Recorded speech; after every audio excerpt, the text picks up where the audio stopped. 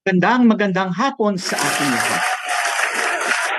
Sa araw na ito, ating isinagdiwang ang 126 years na araw ng ating kalayaan.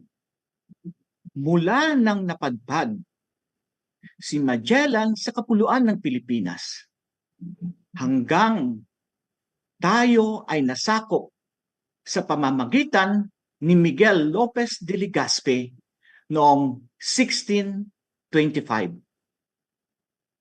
Sinakop din tayo ng mga Amerikano. Sinakop din tayo ng mga Hapones. Maraming dinaanan ang mga Pilipino para makamit natin ang ating minimithing kalayaan. Ating ipinagdiwang sa araw na ito na may lakas na loob at patuloy nating ipagtanggol ang ating kalayaan sa lahat ng mga puwersa na nagnanais na kunin ito ulit sa atin. Sa hapong ito, maswerte tayo na tayo ay pinaunlakan ng isang pastora na magbabahagi sa atin ng kanyang paglalakbay.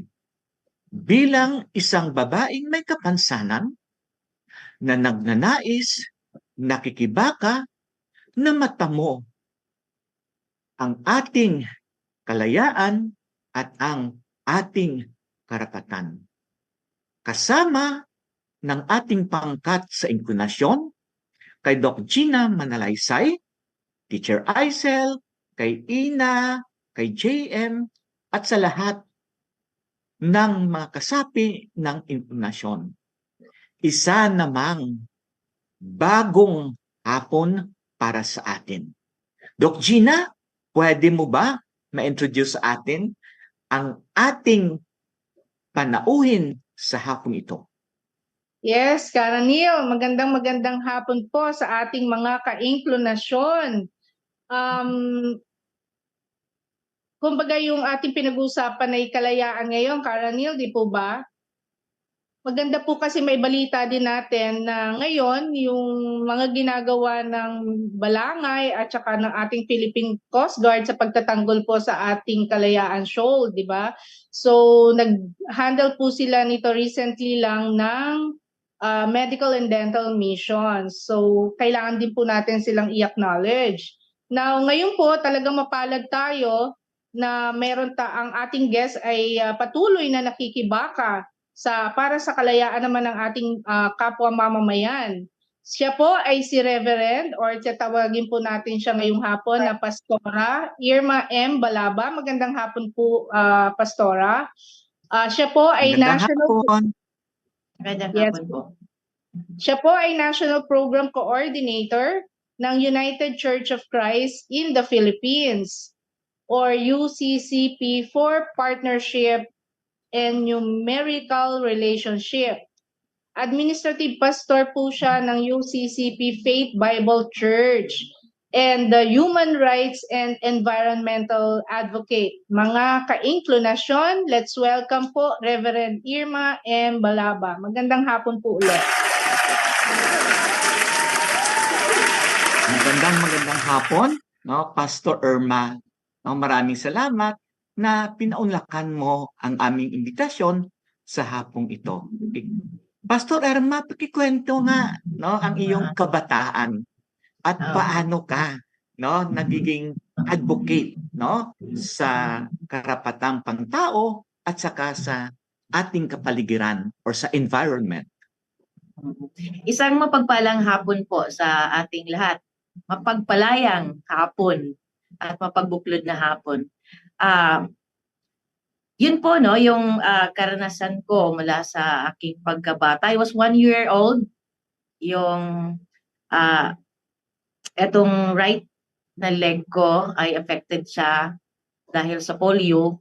Actually, marami kaming kasabay kong kababata in the province of Southern Leyte, sa aming barangay na kaedad ko na ganitong naranasan.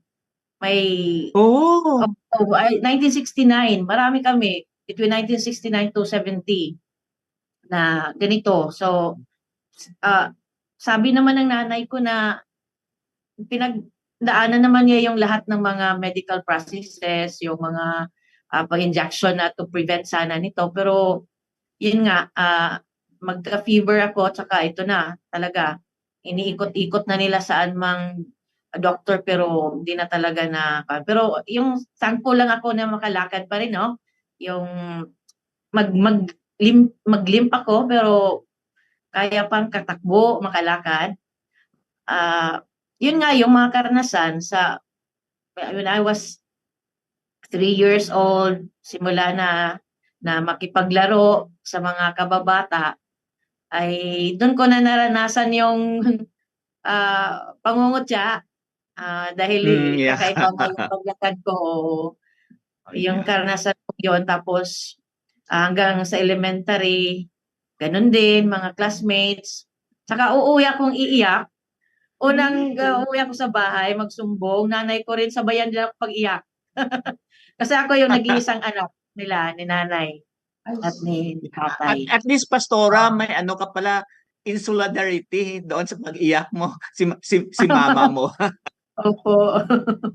Yun po yun. Process So, po yun, Pastora, ma'am. yung isang paa ay maliit. Parang ganun ba? Maliit po siya. Tapos yung kanyang nakatiptoe, yung nasanay na kasi ako Ayun. magano. Oo. Hindi ko ma-flat talaga Yan yung siya. typical, no, yung nagkaroon ng polio no. Kaya ngayon, 'di ba? Masusi na pinag-igting, no, na sana meron tayo ng mga vaccine kasi supposed to be eradicated na ang polio pero bumabalik-balik pa ngayon, no? Sana, no, 'di ba, isa din yung karapatan na pinag-usapan natin na ang karapatan ng mga pag-access ng health services, no, lalo na ng mga bata sa malalayong lugar, no. So nung nag-elementary ka, Pastora, no, nakaranas ka rin ba ng pambubuli, pinagtatawanan ka doon ng mga kaklase mo, pag-uwi mo sa inyo, sa komunidad, pag naglaro ka, nakasali ka ba sa mga laro, no? Doon sa yung ating mga kapitbahay nung maliit pa tayo. Opo, sasali po ako kahit nga ayaw nila ako pasaliin kasi hirap daw ako maglakad. Pero sasali talaga ako, kinukutya, yung ganong pan. Iiyak ko lang naman iniiyak ko lang, tapos uuwi, magsumbong. Yun nga, may nagkipag-solidarity nga yung nanay. Una siya talagang maiyak dahil mga sa akin. Yeah. Kahit sa physical education na subject, Yun, towards physical high school, education, oo. may na advice sa akin yung teacher na pangka exempted. Pero ayaw kong magpa-exempt. Oo, ayaw kasi kakaya ko pa naman Iba lang yung paglakad ko, pero kaya kong maglakad, tatakbo. Oo. Ganun kasi, Pastor Erma, yung konsepto. Kasi actually, nagiging elementary school teacher ako. No, yung Opo. konsepto ng mga teacher, meron siyang ganito, exempted ka na lang kasi meron kang kapansanan. Pero that's supposed to be. Hindi. No, kasi dapat kahit na yung ating mga activity subject natin sa lahat kasama na ang physical education, dapat inclusive siya. Na lahat ay nakakasali kahit may iba't iba siyang pagkukulang o may iba't iba siyang kapansanan. Doc Gina, may tatanong ka ba kay Pastora? Yeah, Cara Neil. So, ang gusto ko lang malaman, paano niya ito natanggap at kailan niya ito natanggap yung kanyang kapansanan at paano niya po itong nalampasan. Yes, Opo. Pastor. Yung doc process talaga yun, doc. Matagal-tagal din yung process na yun Yung way of coping, hindi man ako mag-excel physically kasi may limitasyon yung paglakad ko. Pero Yes, I tried to cope yung sa academic na aspect na yun ako, nag-excel Okay. ganong Compensating. sinikap ko. Opo. Nagkuhan din naman, from elementary to high school ay nag-excel naman sa klase. Pero yun pa rin, yung kwan ko kasi yung attitude ko na kung kaya ko namang maglakad, kung kaya kong tatakbo, wag naman akong bawalan kasi Right. ko way ko rin yan ng na ma-develop ko yung paa ko. Kasi ang kasi nila, uupo ka lang, manunood ka lang. Oo. Pero ako talaga mag-engage. Kahit sa college, sa Siliman, ganun din. Pina-exempt din ako. Hindi ko talaga, in-assert ko, softball, I play softball. Wow! Doon sa Ang physical galing education. Oo, tatakbo ako. Aakyat ako ng may mga hiking, gano'n na. Yung process ko ng iniiyakan hanggang high school, hanggang college. Ang college, yun ang fully ko na natanggap. Na kahit ngayon, may apo na kasi ako ngayon, no? Hmm. Parang yung apo ko tanungin ko ako ng apo ko, Lola, bakit ganun yung paa mo? Kaya ko nang ma-explain na wala nang luha. Dati iyak na iyak talaga ako sa kahit college. Oo. Ayun na, wala na. Hindi naman po kayo Ulit nagkaroon sorry po, hindi naman po kayo nagkaroon ng inferiority complex? There was a time na ganun po, Doc. Parang may yun nga lang, pinangingibabawan ko, no? In some other aspects na pwede akong mag-excel. Para pag-boost din sa sarili ko. Na yung inferior talaga, yung hiya, ay ayaw ko yung gusto kong pangibabawan yun. So, ang ibig niyo po ba sabihin, ngayong lola na kayo, tsaka nyo lang masasabing, hindi ko na to para iiyak? O maski rin po nung mga later part ng college years nyo? Or nung nag-work na po kayo? Later part ng college years. Ganun na ko na. Kasi yung acceptance din naman ng mga peers, yung mga classmates, hindi na ganun elementary nung parang nag-develop din naman yung ng tao sa paligid eh. Unlike before sa mga childhood days ko, pang ganun pa yung pangungutya, yung sa amin sa Bisaya, kimpang, ganun yung pangungutya. Oo. Pastor Erma, Bisaya din ako. Ilonggo ako, Pastor Erma. Okay, so Pastor Erma, no, paano ka nag-decide, no? Ano yung mga factors na nag-influence sa'yo to enroll in a divinity school, no, sa Silliman University? Pareho pala kami, Doc Gina, ni Pastora, yung masters ko sa Silliman University din. Sige, Pastora, pakikwento sa amin. Po, active kasi kami sa church. Family of pastors naman po kami. Yung lolo ko, pastor, yung kapatid ng nanay ko, dalawa yung pastor din sa Silliman din naman sila na-graduate. Sila lahat magkapatid. So, ganun yung parang ng family. Pero sa generation namin mga apo na, ako lang yung nag-pursue sa theology. Ganun niya. Active sa church at that time, my childhood days. Karanil, may daragdag lang ako. Yung pong bata kayo, wala po bang intervention na nangyari? Di po ba po pwede lagyan ng brace to improve the walking capacity nyo po? Ang ginawa po, Dok, ng parents ko, parang nag-ikot-ikot na lang sila sa mga pamasahe, yung ipamassage, yung ano na lang, mas traditional yung kasi sa mga ospital, wala namang na din. Inikot din naman nila doon sa aming province, so lang, ganun pa rin eh. Opo. Karanil. Kasi at that time nandog Gina, wala pa naman yung PTP, yung physical therapy, di ba? Gawin dati, masahe lang kung saan ka dadalhin na magmamasahe sa'yo, lalo na doon sa probinsya. Yes, Doc Gina. Okay. Yes, yun po, yung ngayon, di po ba may mga braces na rin tayong ginagamit, ganun. Kasi yung pamangkin ko, isa sa mga pamangkin is, yun nga, ganyan din, medyo improve na yung walking niya capacity, tapos parang binalase doon sa kanyang tawag dyan, yung kanyang sapatos. Ayun. Opo. May advice dati, Doc. May customized shoes ka ba? May customized shoes ka ba, Pastor Erma? Wala ako nung shoes na, in-advise din yan dati, yung para mabalansi, pero mahal din eh. Mahal yun kasi customized yun eh. Actually, yung aming anak, meron din siyang customized na shoes kasi may braces din siya nung maliit yung aming anak. Mm. Mahal magpa-check up ka, no, sa rehab doctor, magpa-customize ka, tapos every now and then pinapalitan, no, yung sapatos na yun kasi lumalaki, no, lumalaki din ang tao, Mm. 'di ba? Tumatangkad siya. So ganon yung Yes. mga ganon yung mga challenges, no. Anyway, no, Pastor Erma, no, sinabi na ikaw ay National Program Coordinator, no, or Partnership and Ecumenical Relations. Ano pong itong posisyon na 'to? Paki-explain sa ating tagapakinig. Yung sa office ng Partnership and Ecumenical Relations, program component ko yan sa ilalim ng National United Church of Christ in the Philippines.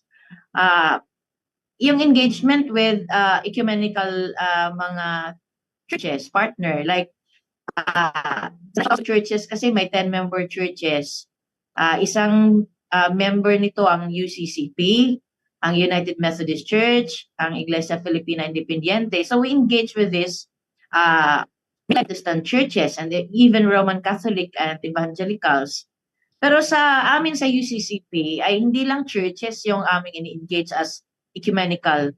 We also engage in partnership with basic sectors in our society. Peasants, workers, mga migrant workers, mga fisher folks, urban poor communities, mga batayang sektor ng ating lipunan. We work with them, we engage with them. And we also have interfaith na sa mga gawain, isa sa mga gawain with indigenous peoples and more people. So, ganun po yung scope niya. Churches, sectors, interfaith po relations. So dito, no, sa inyong role at saka sa makita natin yung submission, no, ng UCCP, no, ito ang in-engage ninyo, no, at ikaw ay mas aktibo, no, dito sa karapatang pagtao at saka sa environmental rights, no. Ano ang ginagawa mo, no, sa iyong pagtulak, no, ng ganitong mga advokasya?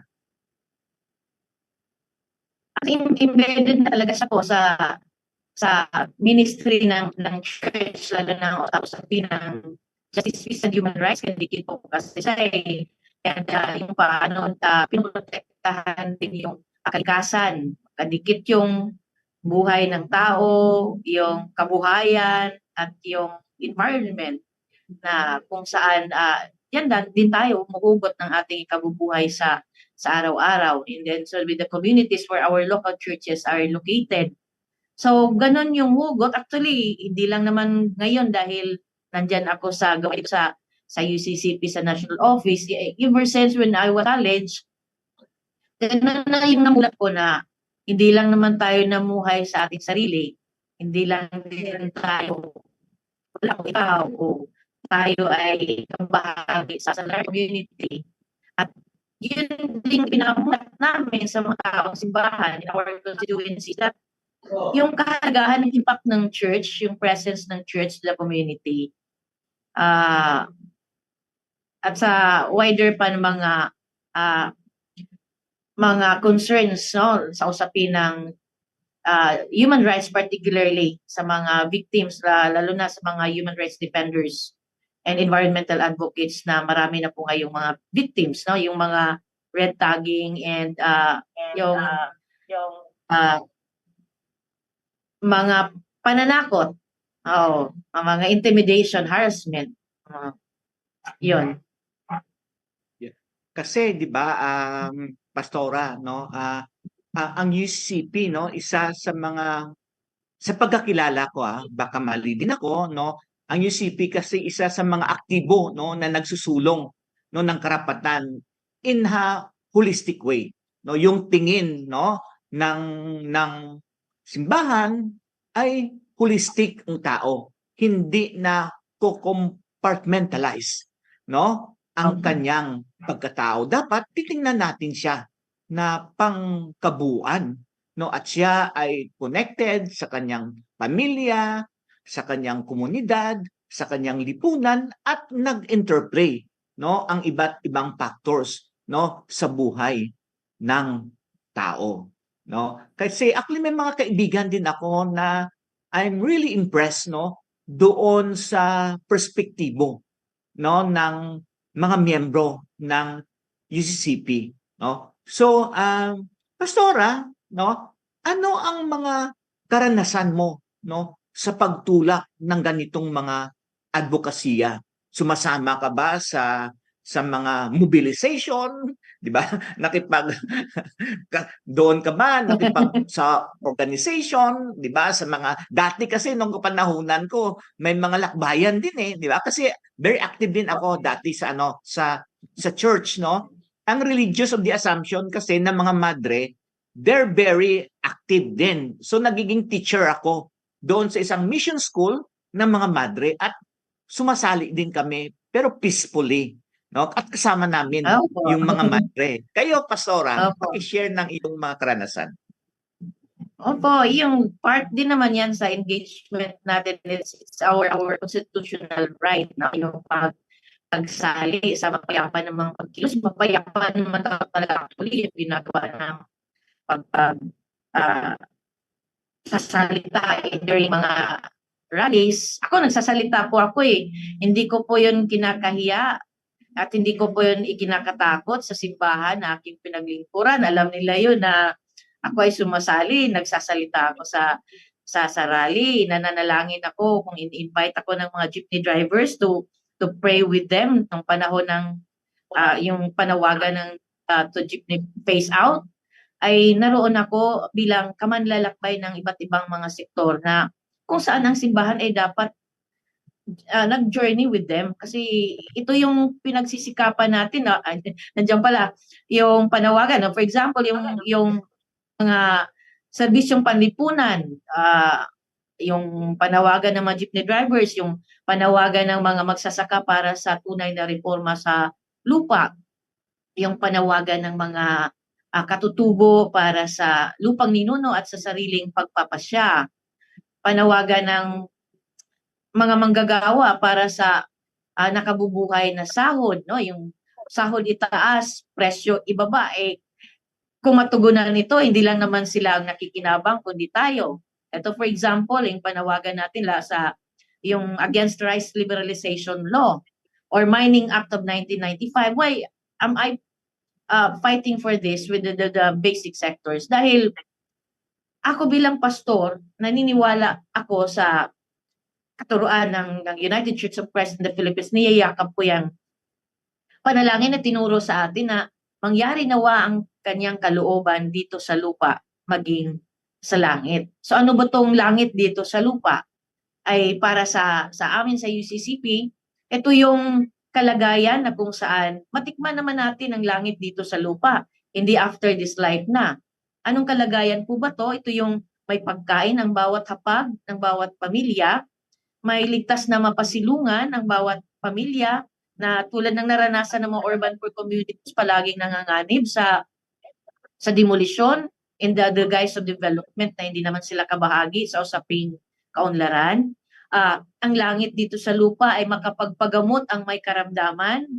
Ang langit dito sa lupa ay makapagpaaral sa mga anak dahil karapatan to, pero hindi nga afford ng maraming pamilya.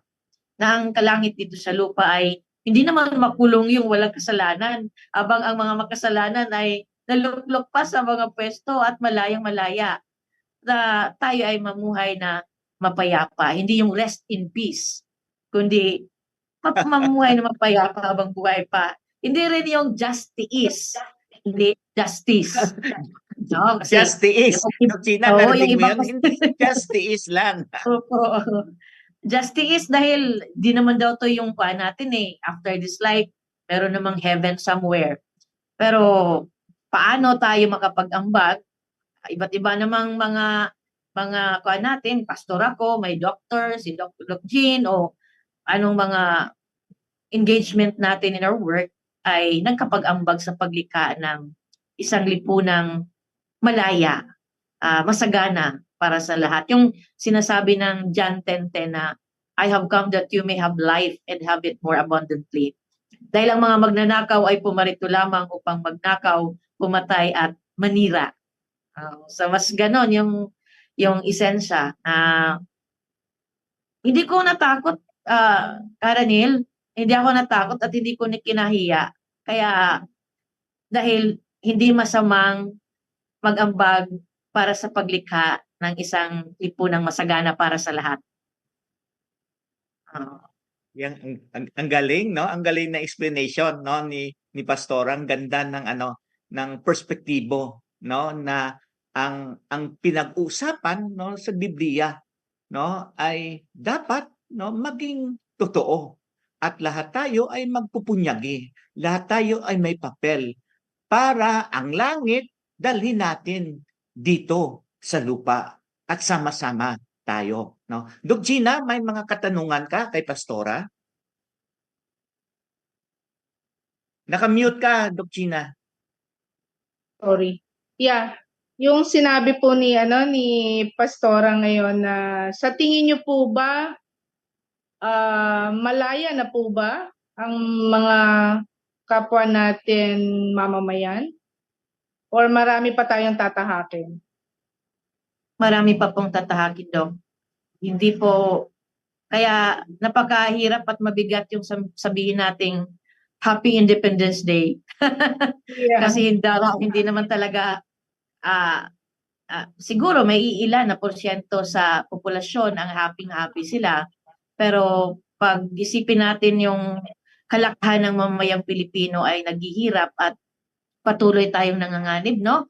Yung patuloy talagang yung pangingialam, no? Panghihimasok ng mga mayayamang bansa sa ating bansang mayaman na mayaman pero tayong naghirap dahil iba yung nakinabang sa yaman ng ating bansa. So, ganun yung mukha ng na masabi nating huwad na kalayaan, patuloy pa nating pinagpunyagian at pinaglaban ang tunay na kalayaan. Kalayaan mula sa kahirapan, kalayaan mula sa pagsasamantala, pang-aapi, panghihimasok ng mga bansa nga tulad ng US at China, nagbabangayan at nanghihimasok sa ating bansa na maraming mga komunidad na naapektado talaga. Policy-wise, ay ganun kung paano kinakasangkapan ang pulisiya at mga batas ng ating bansa, paborable pa sa kanila, hindi pa paborable sa ating mamamayang Pilipino. Yung sabing, atin ang Pinas. Oh, I agree with you. Karanil, Atin ang Pinas. Karanil, curious lang ako, Pastora, kasi di ba, pastor kayo na isang church and then sumasali kayo sa mga activist work. Wala po ba naging problema doon sa parte na yon? Suportado rin po ba kayo ng ating mga members sa UCCP?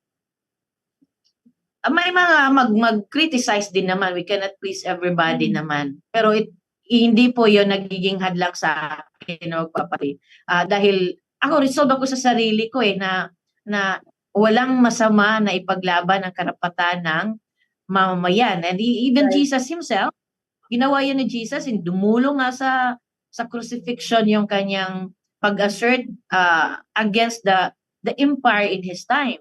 And the Roman Empire na yun yung nangikuan ng mga may pagsasamantala din, pagmamalabis, yung paglaban niya towards fullness of life, ay yun yung niyayakap ko. Mayroon mga ganun din, Doc. Struggle din naman siya, pero pinaintindi ko sa simbahan, sa destino ko, for example, dito sa UCCP Faith Bible Church, na kabahagi ito sa expression natin it's afforded in the Constitution. Constitutional right natin yan. And we i-maximize yung nating batas na supposedly be protecting us. Yung batas ay dapat protect to the Filipino people. Thank you po, Karanil. Back to you. Yeah. So, Pastora, at naman, no, dahil sa inyong aktibong partisipasyon, no, sumasali kayo sa iba't ibang mobilization, nagsasalita pa kayo, di ba? Nagpe-perform pa kayo ng service, no, sa mga ganitong pagkakataon. Sinasabi ng iyong pamilya, ng iyong anak, ng iyong apo, nakikita nila si mama, si nanay, si lola, no, na nandoon sa ganong mga pagkilos. Unang-una ko talaga din naman pinaintindi yung pamilya ko at ini-engage ko rin naman sila. Kasi hindi Okay. naman 'to individual lang na na Usapin. advocacy-an laban. It's being a Christian, ay dapat nating isulong yung nagsusulong ng buhay, kabuhayan at pagprotekta sa kalikasan. So, may mga pagkakataong nagkasama kaming tatlo, anak ko at apo ko, dahil Wow! din naman namin. Maraming pagkakataon, oo. Walang problema. Siguro yung mga distant relatives ko, hindi nila ako tanggap, ganong advocacy ko, pero to my immediate family, anak ko at apo ko ay Tanggap. sama kami. Sama-sama po. In Yeah. prayer and in pag ano mang gawain. So, parang sinasabi mo rin 'no, na depende rin 'yun siguro 'no, may malaking factor din kaya 'no, pastora, ang pagpapalaki sa'yo 'no, ng iyong pamilya 'no, ng iyong magulang, kung bakit ganito ngayon ang tinatahak mo na landas. Opo, pero sa nanay at tatay ko at the time, hindi ko naman na-realize yung si tatay kasi nagsasaka do'n, hindi sariling lupa namin 'no.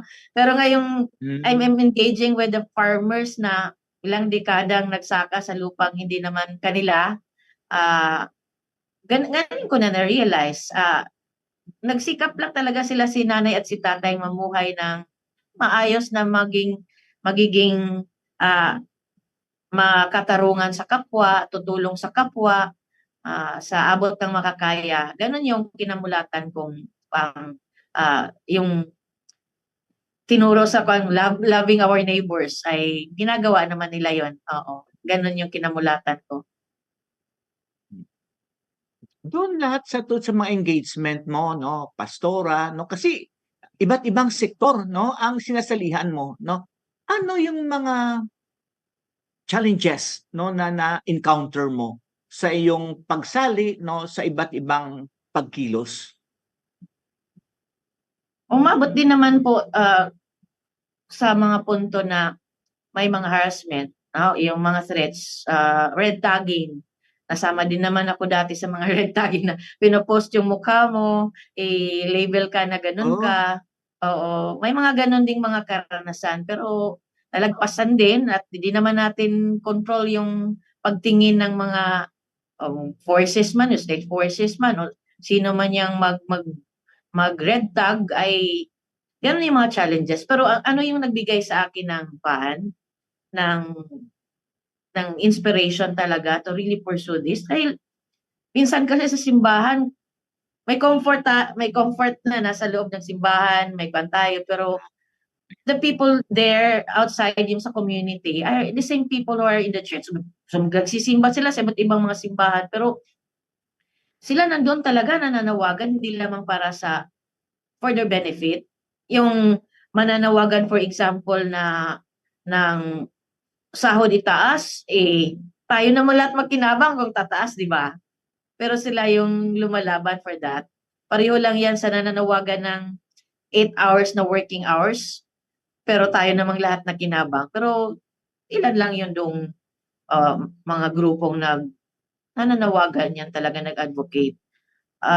Gano'n yung mga challenges, Karenil, pero 'di naman nakapanghihinay kasi naghumugot ako ng lakas at inspirasyon sa mga sektor na kahit walang naipamasahe, walang naglakad 'yan, ay nagsisikap na madala ang kanilang mga boses. Tayo makakain pa, makakuwan pa, pero minsan piliin pa lang talaga natin ano yung comfort. So, it's part of journeying with them towards our advocacy towards fullness of life. yeah. Actually, Nakaka-inspire. Pastor Erma 'no, dito kasi kami nakatira sa Commonwealth 'no. Sa Commonwealth kami nakatira 'no, malapit sa isang malaking simbahan dito at malapit din kami sa Commission on Human Rights. So, 'pag malapit na 'di ba ang SONA 'no, nakikita namin talaga 'no dito nung aking asawa, ang aking anak, nakikita namin yung mga sumasali 'no sa protesta at palaging iniisip ko no, na sila, sinabi mo nga, no, sila ay sumasali doon, no, sila ay nagsakripisyo, pero sila ay gumagawa no ng mga hakbang na buong Pilipinas din, 'di ba? Ang nagbe-benefits, no? At saka nakikita namin, 'di ba? May ulan, may init, kung minsan water cannon, pero nandiyan pa rin sila, no? So sa pakikipag-usap mo sa sektor na ito, ano daw talaga yung nagbibigay sa kanila ng lakas ng loob para ipagpatuloy ang mga ganitong pagkikilos? Ayan o, for example, yung may outreach kami dito sa church yung nagtuturo kami sa mga bata sa Sitio San Roque, yung mga urban poor communities. Pinagtataboy na sila dahil tayuan ng mga malalaking building, no? Yung kanilang pwesto diyan naman yung kabuhayan nila. Sisikapin talaga nila yung katiyakan sa tirahan at kabuhayan. Kasi kahit naman sabihin may relocation sila, malayo din naman sa kabuhayan, walang tubig, ganun yung mga bata sa pag-aaral, ang hirap. Kaya gaano man kahirap, gaano man yung mga pinagdaanan din nilang mga pananakot, pupuntahan sila sa bahay nila, yung sinabi pong water cannon, napagdaanan din naman namin yan. Patuloy pa rin kasi hindi lang to individual na need mas malawakang panawagan ng mga sektor na hindi lang dito sa Kamaynilaan kundi sa iba't ibang rehiyon ng ating bansa. Minsan nga masasabi ko pa pinapakita talaga at nasa sa buhay ng basic sectors na nariyan yung pagtitiyak sa isang lipunang masagana para sa lahat. Marami pa nga sa mga tao simbang bukang bibig lang ganun, pero ang hirap makibahagi, no? Ang hirap ma-express sa actual na yung ekspresyon ng pananampalatayang pakikisa sa basic sectors. Yung sense o na maramdaman sana yung lalakbay sa kanila. Umugot talaga kasi hirap ng buhay, Karanil. Ang hirap ng buhay, kaya kung ano yung karapatan na kayang i-maximize ng mga batayang sektor na mailaban ang kanilang mga panawagan ay gagawin talaga sa lansangan, pangangalang pagmansa, sa Congress, sa mga ganong, nasamahan din naman natin sila sa ganon, sa DAR, sa NCIP, kung ano yung panawagan ng mga IP, o ganon ay mga expression ng mga afforded talaga sa ating constitution ay ina-exercise ng ating mga kapatid para maisulong talaga yung kanilang karapatan na dapat sana. Panahon ng eleksyon, pinapromise naman to na ipagkaloob at nga marumi yung kamay ay nagsishake hands sa'yo, naglalaba ka, ganun talaga. Pero yung pinanumpaan nila na paglingkuran ang mamayan ay hindi naman na matutugunan sa panahong sila ay naluklok na sa posisyon. Kaya sisingilin sa mamayang kanilang pinanumpaang paglingkuran. Yun na nga, Pastora, no? Pagpunta doon, pag panahon ng kampanya, mangumusta sa'yo. Pero pag talikod mo, may baon pala ng alcohol. Opo. Anyway, mga ilang taon ka na sa advokasya, Pastora? Nag-start po ako nag-pastor po ako 21 years old. So, 32 years na po. Maaga po akong nag-college nagpasok sa seminaryo. 32 years. So sa iyong tagal na sa advokasya, ano ang masasabi natin na yung mga pinakamaganda mong naranasan, ano yung mga successes na iyong narating dahil sa iyong pagpupunyagi? May mga tagumpay naman yung mga sinusulong ng mga sektor at kung paano din yung simbahan nakabukas ng kanyang pintuan. For example, sa mga basic sectors, tulong sa kanila, makasama sa kanila ng kanilang mga panawagan, ay marami ng mga tagumpay naman na naisulong. Di lang naman batas, kundi yung mga pagpapalawak din ng kamulatan ng mga taong simbahan mula sa spiritual lang na aspect na heaven somewhere beyond the blue, at kung paano nagsikap na dito ay mapalawak yung kanyang ministeryo. Marami po kung isa-isahin natin yung mga tagumpay. Panahon pa naman namin sa estudyante, sa seminaryo, at dito na ngayon sa gawaing ministeryo ng simbahan ay marami pong napagtagumpayan simbahan at sa mga sectors. Sama-samang pagkilos. Gina, may katanungan ka kay Pastora? Kanina sabi niya na pagtagumpayan nila ni Pastora. What about naman po yung pinakamahirap po na naranasan niyo? Bukod sa yung may nagte-threaten po sa inyo. Mas ganun lang po yung mga threats ang Yun na po yung pinakamahirap. On my part, kasi hindi lang kasi ako yung matakot, Dok, eh. Right. Yung pamilya ko rin naman, yung pamilya ko rin naman ay tulad ng iba na mga advocate din. Hindi lang naman direkta sa pati family mo ay madamay din sa takot. Kaya kailangan din namang iproseso. Pero hindi naman naging hadlang yan, eh. Patuloy pa rin naman tayo. Kasi maging makabuluhan ang buhay natin na maibahagi para sa gawaing ito. Yeah.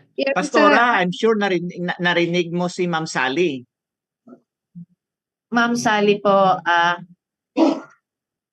yung ano lang, yung actually nakip siya, actually ngayon na siya na sentence. Isa siya sa mga aktibo na sumusulong ng mga karapatan, no? Actually hinuli siya, no, nakulong siya, at I think nung nakaraang buwan lang siya, no, nagkaroon na siya ng sentence. Very active siya, no, sa sektor na nagpapalaganap ng kamalayan, no?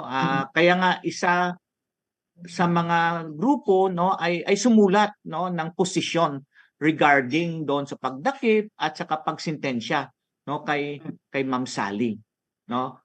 Pero kayo, Pastora, na may pagkakataon na ba doon sa pagkilos na kayo ay hinuli pero pinakawala naman, kayo ay sinampahan ng kaso? May mga ganun ba kayong karanasan? Wala pa naman po, sana po hindi, no? Okay, right. Yung yung mga red tagging talaga, at saka na-implicate din sa ibang mga kaperona, wala naman yon ng kaso na yon. Yun lang naman so far, yung pananakot, saka i-post yung pangalan mo sa Facebook ng mga ganun. Red tagging. Common siya talaga sa mga advocates. Pero ito ating nilaban talaga, di ba? Yung recent na ng Supreme Court na yung red tagging talaga ay malaking siya sa nanganganib yung buhay ng mga taong nire-red tag. Kaya maganda din yung recent. Ibang mga malalaking personality doon sa red tagging, no? Okay. Sa iyong pag-aaral, no, hanggang sa ngayon, no, Pastora, no, ano ang mga nagdi-threaten, no, sa ating kalayaan, no? Sa iyong pag-analisa, ano yung mga issues, ano yung mga factors na nagdi-threaten, no, sa ating kalayaan? Kasi kung usapin sana ng kalayaan, yung natin malayang-malaya tayong magpapaunlad sa ating bansa, na tayo rin yung nakikinabang. Dahil mayaman naman tayo sa likas yaman, yung ating mga human power natin, yung mga kagalingan natin, nangingibang bansa na nga lang, kasi hindi naman pinapaunlad o hindi minamaksimisa ng kasalukuyang gobyerno meron tayo, ay ibang nakinabang sa kagalingan. So yung nabanggit ko na po kanina, Karanil, yung patuloy na pangingialam talaga ng mga Ibang bansa. mayamang bansa. Particularly naman talaga, hindi naman tayo nagkuan-kuan pa noon, paligoy-ligoy pa yung Estados Unidos at ang China. Sila naman talaga yung malaking influence no sa atin, lalo na sa usapin ng sa batas, paano nila tayo kinokontrol no, sa ating buhay, ekonomiya, politika, kahit na kultura. Itong lahat ng mga aspeto ay ganun yung kanilang pagkontrol sa atin. Kaya ito yung sagka, no? Kahit na sa usapin din sa ating mga magsasaka na may tunay na reforma sa lupa, dahil bakit hanggang ngayon meron pa ring asyenda? Dapat wala ng asyenda, di ba? Dapat wala na. Magmamay-ari ng ekta-ektaryang lupa na dapat na ipamahagi na sa mga magsasaka. Dahil peke eh. Oo, fake kasi. Kaya patuloy yung panawagan. Sa taong simbahan, may kanta tayo diyan, ewan ko kung alam niyo yung misyon na kanta, habang mayroong nagugutom, hanggang mayroong na gano'n, napapiit, no? Hanggang mayroong nagdurusa, ay tuloy yung misyon natin. Dahil gano'n nga, hindi tunay na malaya. May mga bansang feeling nila, sila yung savior sa atin eh. Chosen people of God na parang bayad na nila ang langit na pwede na nilang kupin ang mga bansang may kakayanan naman sana tayo pag-unlad. So yung ganong usapin na darating nawa ang panahon na yung may trabaho na sa Pinas, hindi na sa labas. Ganong mga kagalingan natin ibang nakinabang. Likas yaman natin ibang nakinabang na hindi tayo nakadevelop sa ating mga resources, raw materials provider lang tayo. Kukunin nila, gawin nilang produkto dito, ibalik sa atin finished product. Hindi na nga natin kayang bilhin dahil mahal na. Alienated na tayo sa products na ang mga materialis na source ay galing sa atin. Pinananatili tayong ganon na relasyon na araro pa rin ang gamit. No? Araro pa rin ang gamit ng ating mga magsasaka dahil wala naman silang kakayanang bibili ng mga kagamitan, kasangkapan, o makagamit man sila may renta. Nangungutang pa rin sila sa kanilang mga landlords dahil nananatili silang mga tenants kasi wala pa rin silang sariling lupa. So ganong kalakaran, daming layer ng mga usapin. Karanil. Yes, Doc Gina. Ang lalim ng pinag-uusapan, ano? Parang bigat, imbis na celebrate tayo ng kalayaan or linggo ng kalayaan. Maiba naman tayo. Make it light naman po, Pastora. Ano naman po ang involvement nyo sa sektor naman po ng may kapansanan? Kasi isa pa rin itong usapin dahil isa po tayo na sa National Anti-Poverty Commission, council member. So they keep on saying din po na ang mahihirap ay sabi ko light pero mabigat din pala to.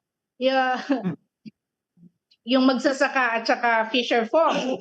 Pag ina-analyze ko po, parang nakikita ko na personal perspective na parang mas mahirap ang sektor ng may kapansanan.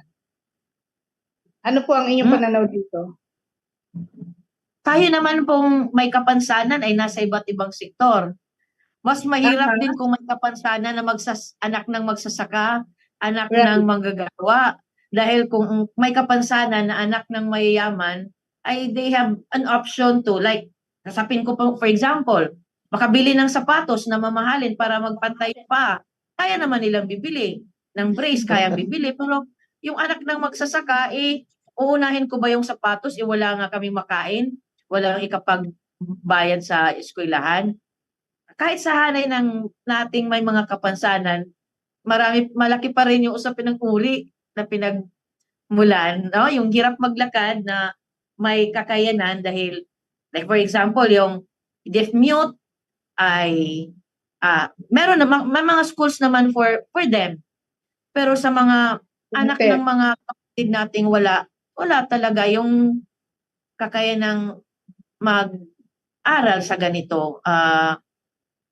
Doble yung hirap, no, sa may kapansanan sa hanay ng mga mahihirap. Yes May po. uri Yeah, din. parang Uri. double burden, no, Opo. Pastora, at saka yung Opo. intersectionality, no, ng disability, no, sa iba pang kahirapan, no. Kay Pastora, no, bilang kasapi, no, ng isang simbahan, no, ano sa palagay mo ang gagawin or ang magagawa not only ng UCP kundi ang general, no, na simbahan, no, para matamo ang totoo or yung genuine transformation of society. Yung simbahan, nananalangin naman tayo, no? Iba't ibang mga simbahan. We pray na magiging sana yung ating bayan. Pero we can also work together, no, in fighting for our rights. Hindi siya kusa eh.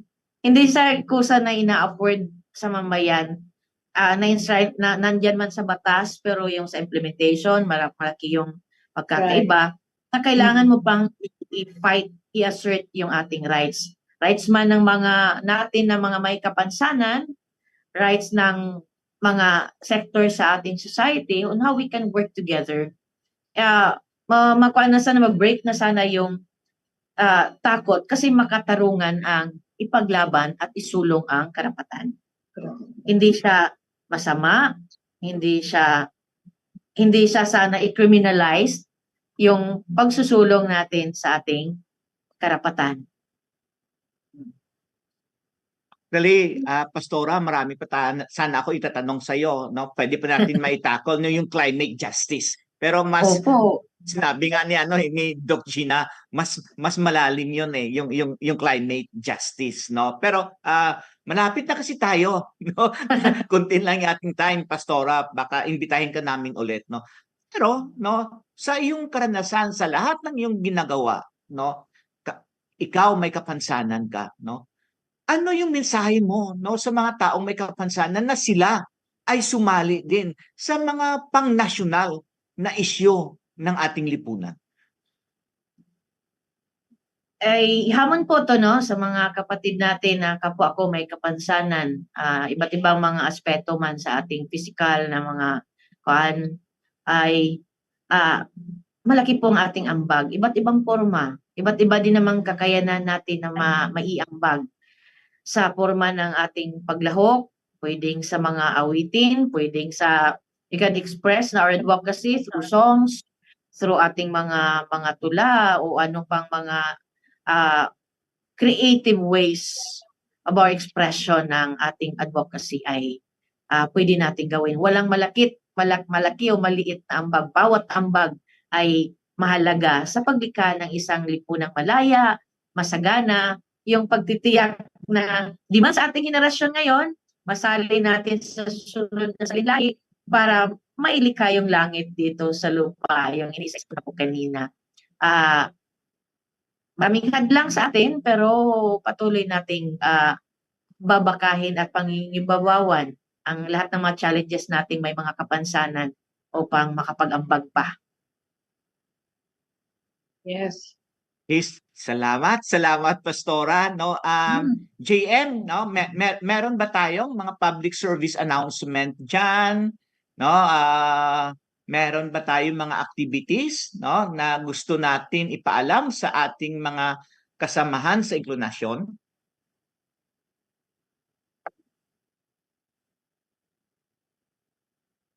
Hone your skills, gain experience, contribute to a meaningful cause.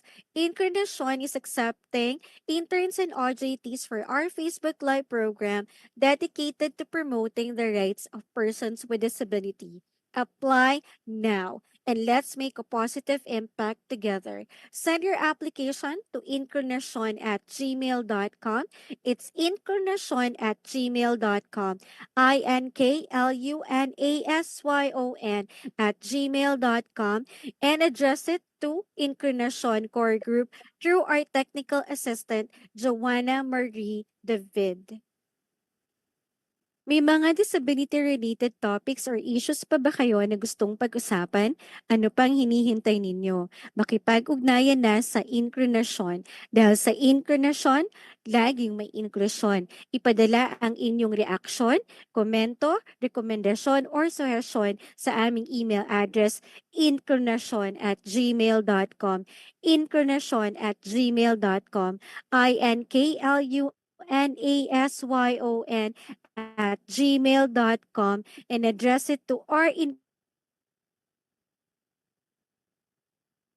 Incarnation Core Group through our Technical Director, Ina Fig.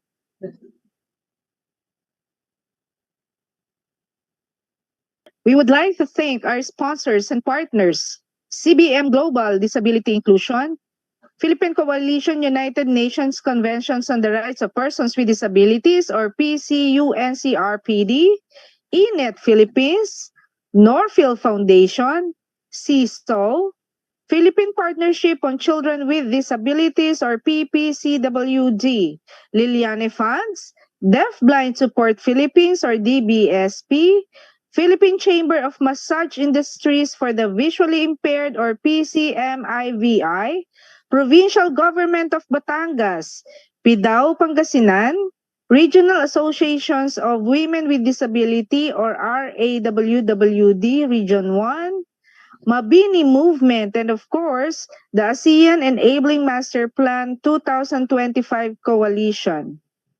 Thank you. Yeah, maraming salamat, GM, no? Gusto ko pa rin, no, hingan ng kanyang pinakahuling mensahe, no, si Pastora Erma. Pastora Erma, ang iyong huling mensahe. Po, taos-puso po akong nagpapasalamat na sa inclinasyon, sa inyong pag-invite sa akin. Napaka mahalaga po to, no, sa akin dahil iba-iba yung first time ko tong mag-share lalo na sa aspect ng aking kapansanan, yung dinugtong, no, sa natin ng pagsusulong ng kagalingan para sa lahat ay very blessed, no, yung natin talaga yung pag-uusap ngayong hapon. Maraming salamat po sa inyong lahat ng staff na nagbubuo ng programang ito at inaasahan ko rin mga susunod na mga panahon ay makapag-work together tayo. May mga Yes plano po. din kami sa taong Yan, yung simbahan po aasahan din na namin sa iyo, Pastora. Opo, ini-engage namin yung kina-conceptualize din namin yung on inclusivity sa mga tao. Yes, yes. Marami din namang may mga kapansanan, no? Mga pastor, mga pansimbahan. So, hopefully we can work together sa ministry na ito. Yes po, willing na willing po kami magbigay ng sensitivity training. Opo, thank you po. God bless po sa lahat. Yeah, maraming salamat, Pastora. Huling mensahe, Doc Gina. Yeah, nakakataba lang ng puso, no, na ako yung naging co-host this afternoon kasi nga parang ipagdiwang natin ang kalayaan ng Pilipinas. Ang tanong nga is, di ba? Parang malaya na nga ba tayo? Masasabi ko sa sektor ng may kapansanan, siguro around 60 to 70% naman naririnig na tayo, pero marami pa rin talaga ding tatahakin. Sabi nga ni Pastora, hindi lang sa pag-create ng policies, kung hindi, yung implementasyon mismo. Kasi Pastora, napakaganda po ng mga polisiyas na ginawa na craft for the sector of persons with disability. So, yun lang po. At muli sa mga ating mga ka-inclinasyon, see you po next week. Thank you, Karanil. Sa pagdiriwang naman ng ating mga katatayan. Okay, so sa ngalan ng Incarnation, maraming salamat, no, kay Pastora, no, sa kanyang pagbigay, no, ng inyong panahon po sa hapong na ito. ang ating karapatan, ang ating kasaysayan nagsasabi na mahaba ang ating paglalakbay para matamo ang totoong kalayaan. Marami pa tayong gagawin at may mga kasama tayo sa ating pagpapanday para marating natin ang totoong inklusibo na lipunan. Sabi nga ni Pastora, no, yung langit na nandoon sa taas, dapat dalhin natin dito ngayon na. Huwag na nating antayin, no, na tayo ay mag-say goodbye na maranasan natin ang langit. Dapat maranasan natin ang langit dito pa lang sa lupa. At minimiti din yan ng mga lideres, ng mga taong may kapansanan at ang kanilang pamilya. Sa inklinasyon, unti-unti nating papandayin na sana marating natin ng ating minimiti na tunay na kalayaan na kung saan walang naiiwan, na kung saan lahat nakakamit ang kanyang pangangailangan at lahat nag-i-enjoy ng bunga ng kanyang pagpunyagi. Dahil dito sa inklinasyon, lahat ay kasama. Dito sa inklinasyon, walang naiiwan. Sa inklinasyon, now na.